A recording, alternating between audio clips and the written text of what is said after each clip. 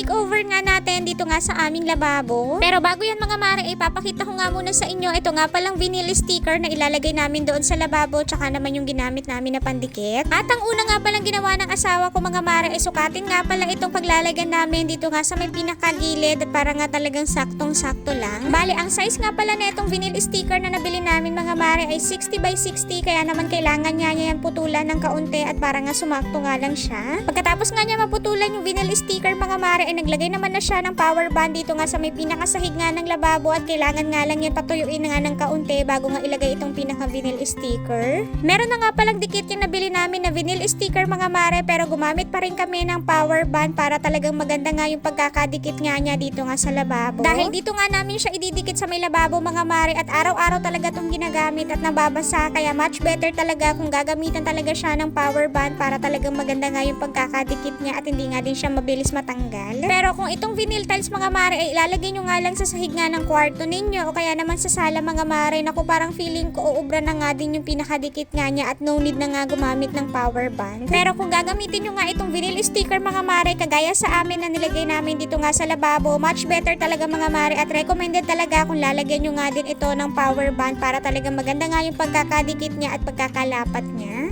Tanga si Jumar! Sinukat mo pa! At isa nga yan sa mga mangyayari talaga mga mare pagka nga nagdikit kayo ng mga ganitong vinyl sticker sa lababo ninyo o kaya naman wallpaper sticker, dahil nga hindi talaga mawawala ang mga ganyang away. Pagka talaga ganito mga DIY projects mga mare sa loob ng bahay at kasama nga natin yung mga asawa natin, ako talagang expected na natin yung mga ganito talagang away. Saka nang kumunta! Tingnan mo muna na hindi naka-play. Tawang-tawa nga ako sa mga part na yan mga mare, dahil nga kita nyo naman itong pagbumuka ng asawa ko na talagang hindi na nga niya makuhang ngumiti. Diba to? Paano bang hihila mo? Hinihila mo rin dito. Tanga talaga. Pati yung hinihila mo rin eh. Ay, naku. Sus! Talaga? Ito, nahila ka. Ayun na. Masubra yung hila. Oh. Hindi pa naman nakadikit! Gatong ibo, Jumar, nagaso. O, kita nyo yun mga mare, at medyo mahaba-haba na nga yung away namin doon, pero hindi pa rin talaga kami tapos sa pagdi-DIY dito. At sa mga puntong yan mga mare ay medyo seryoso na nga kami at hindi na nga din ako nangingialam sa kanya at hinayaan ko na nga siya mag-isa dyan at nagbi-video na nga lang ako. Kailangan ko nga magpakabait at manahimik mga mare para nga matapos nga itong ginagawa naming pagdi-DIY dito, dahil nga hindi nga ako marunong sa pagkakat nga nitong vinyl sticker. Titiisin ko nga muna yung galit ko mga mare at mamaya ko na nga lang ilalabas pagkatapos namin dito.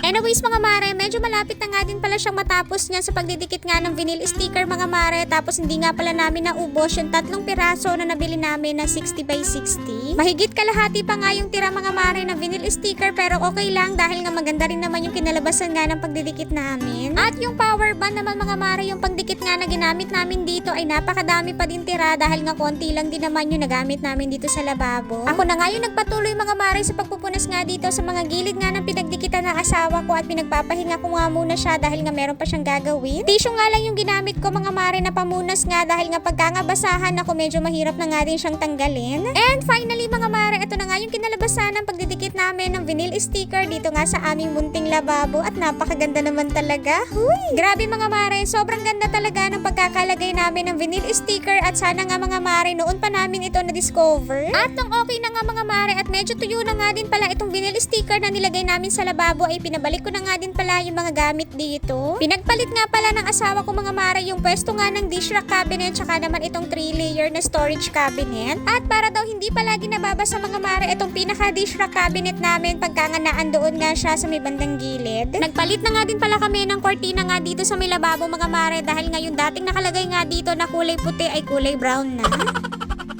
Nagdikit nga din pala kami ng wallpaper sticker dito nga sa mga gilid ng lababo. At ganito nga pala yung malapitan nga na itsura nga ng ating vinyl sticker mga mare at napakaganda talaga. At heto na nga po yung bagong itsura nga ng aming munting lababo at munting kusina sa ngayon. O diba mga mare, at sa murang halaga ay pwede na nga pagandahin ang munting kusina. O siya, yun lang muna for today. See you on my next mini vlog.